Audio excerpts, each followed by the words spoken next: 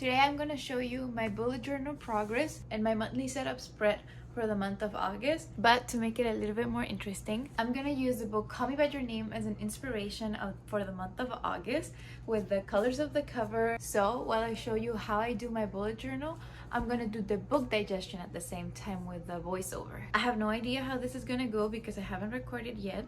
But if you want, you can just play the audio and hear the book recommendation if you have no interest in the bullet journal at all.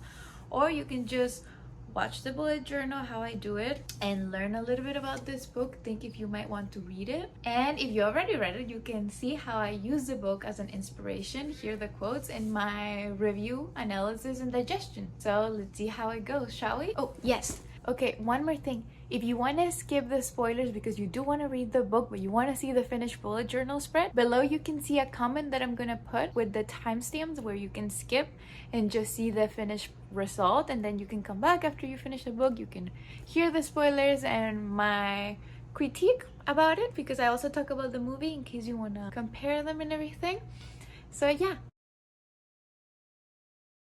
With July ending, I could not take away the impression that Call Me By Your Name left in me at the end of June, and I could not let August go without me acknowledging all those feelings that this book left in me. Also, in case that you are here without knowing anything about this novel and not wanting to get spoiled by me, please skip to the timestamp in the pinned comment down below, and you'll be able to see the finished bullet journal theme without any spoilers about the novel. With that being said, let's get started with the bullet journal and book digestion, and I hope you like it. What can I say about a book that utterly destroyed me? Maybe it wasn't the best idea to read it some days prior to my boyfriend's departure to Switzerland without a return date. I cried a lot in the last couple of pages, but I mostly felt bad during the entirety of the book, probably because I watched the movie before, but also just because of how many times Elio foreshadows the ending. Call Me By Your Name follows Elio, a 17-year-old boy who falls in love with his father's visiting student, Oliver. With the Italian Riviera as the background of this profound burning love, the 1980s frame Elio's and Oliver's summer as a heavenly read that makes your heart go faster as Elio discovers his feelings for Oliver. We have approximately 248 pages of Elio's inner dialogue that tries to understand what he's feeling for that American visitor.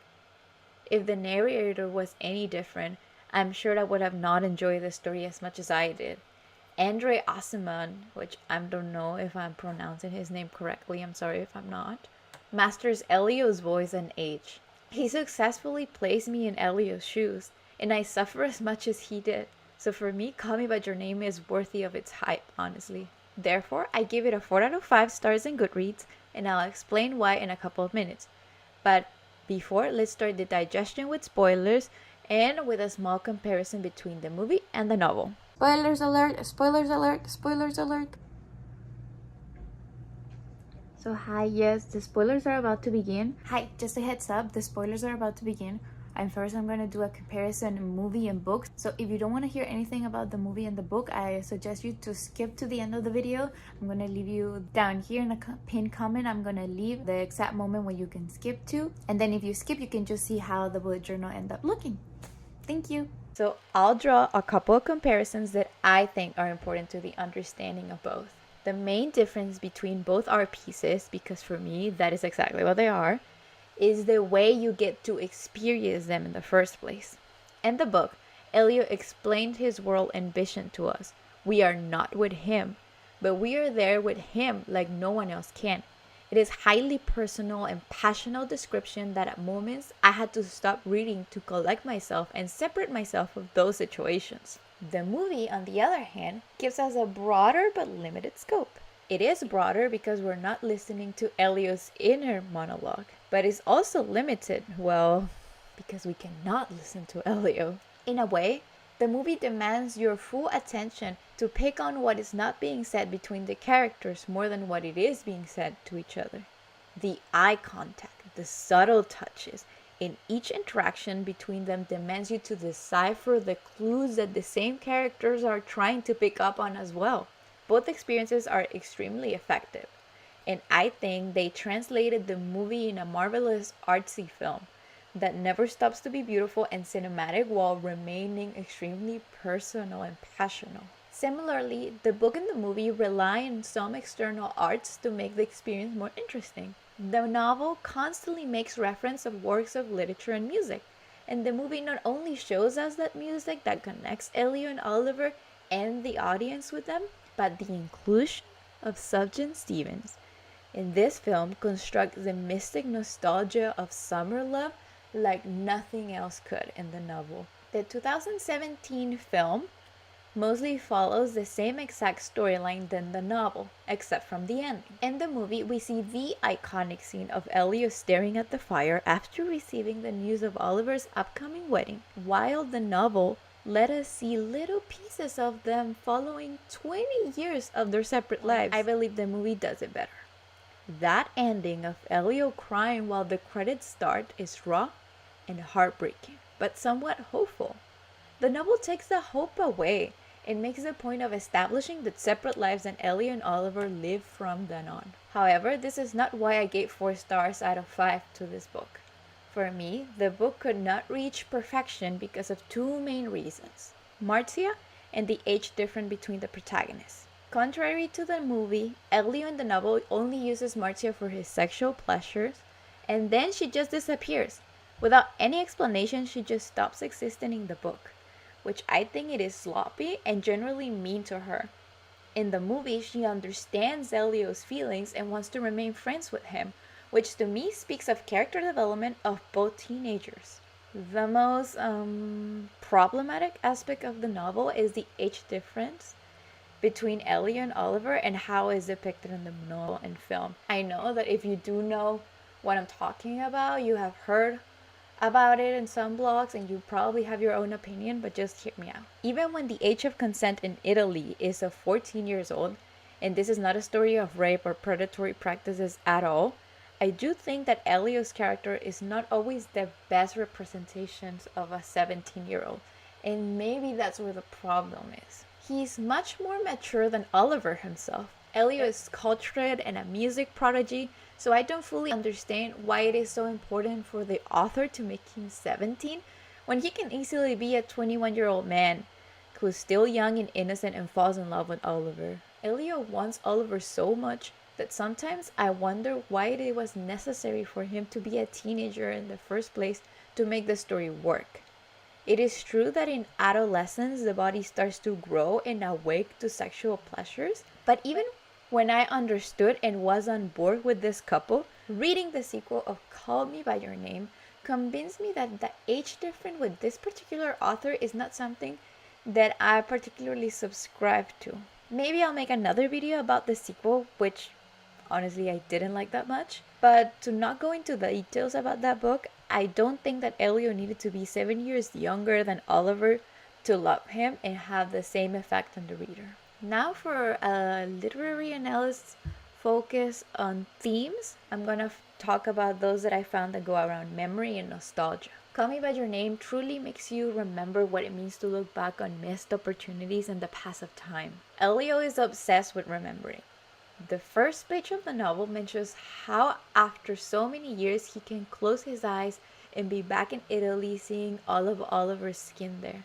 So tempting and so life-changing. For example, the following quote in page 199. He came, he left. Nothing else had changed. I had not changed. The world hadn't changed. Yet nothing will be the same. All that remains is dressmaking and strange remembrance.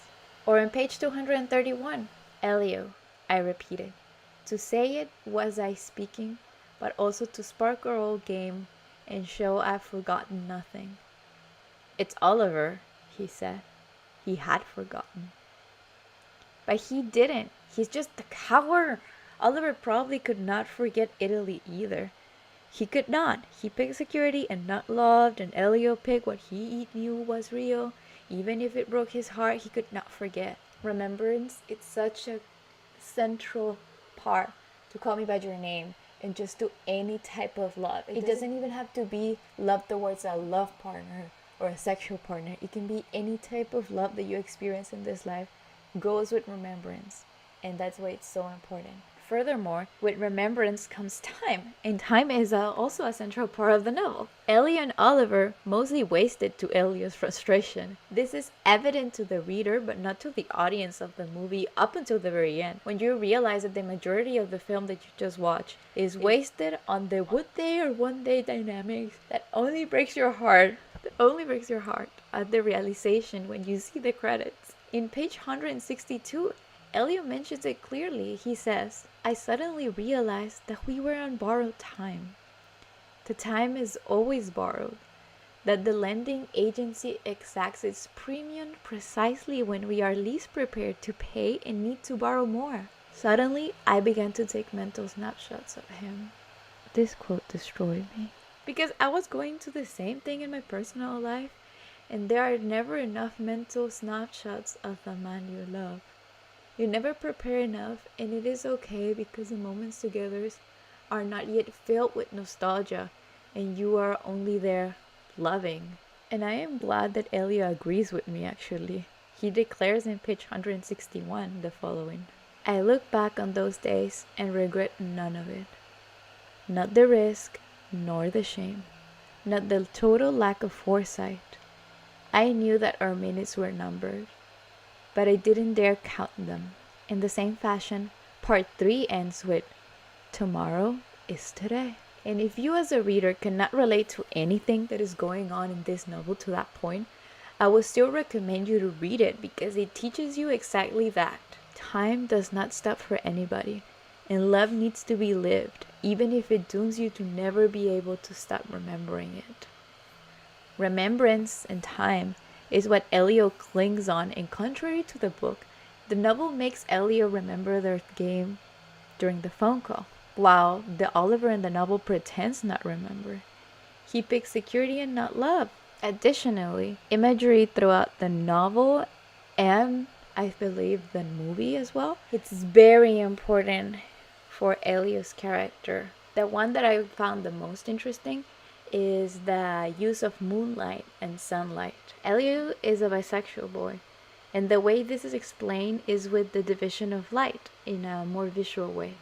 Sunlight relates to his open relationship with Marcia and how they usually have sex during the day. Also, as a heterosexual couple, they have more freedom to go anywhere holding hands and kissing, and they don't have to second guess if they're going to be accepted or not, or if it's the moral thing to do, while he and Oliver have sex with the moonlight as witness. The problem is that after Elio and Oliver have their first time together, Elio sees the sunlight invade the room and he feels shame. He feels the shame of being with Oliver, and he wonders if it was the right thing to do. Let's remember this is the 1980s in Italy, and he's only 17. He has doubts, which is normal. But even when it is painful to see him struggle with his sexuality and come to terms with it, it is nice to have consistent symbols of his struggle as a reader and have the last scene of them having sex in Rome without any shame when the morning comes. Even when I could keep talking about this book forever, I want to conclude this digestion with the most important frame to understand this story. The love that we see in Call Me By Your Name draws directly from Plato's Symposium. And you need to be aware of that to buy into this perception of love, even if it's not the way that you see love. In the Symposium, Aristophanes argues that people were once whole, and that Zeus had separated them in half, making them wander the earth looking for the other part that will make them whole. In current times, we think of this as well. We think that you're gonna find your other half. Additionally, the Symposium also explains the views that the Greek had about relationships between older men and younger boys, of homosexuality, and about platonic love. So I do recommend you read it if you're interested in the LGBTQ community in classics, or if you're just curious. It's a really good text to start with Plato and sexuality as a topic. Talking about this sentiment of wholeness and being one with your partner is crucial to understanding the novel. It cannot be unseen because it is so salient in every aspect of Elio's views. The next quotes are just some of the many examples that prove the sensation of fulfillment. For example, page 172. "All I knew was that I had nothing left to hide from him. I had never felt freer or safer in my life. Page 142. The poroseness, the fungibility of our bodies. What was mine was suddenly his, just as what belonged to him could be all mine now. Page 142. To be who I am because of you. To be who he was because of me. Page 134. As soon as I said my own name, as though it were his, took me to a realm I never shared with anyone in my life before or since. They become one in such a way that at the end, we do see them wander and find each other for the years to come, as one finds the missing piece that you know that you can't have. They know who completes them. They know how it feels to be complete. And they know that they did not pick each other. So please, go read Call Me By Your Name. Go watch Call Me By Your Name. But more importantly, go after the one you love. Look at them in the face. Hold their gaze and call them by your name. So this is the final look of this month.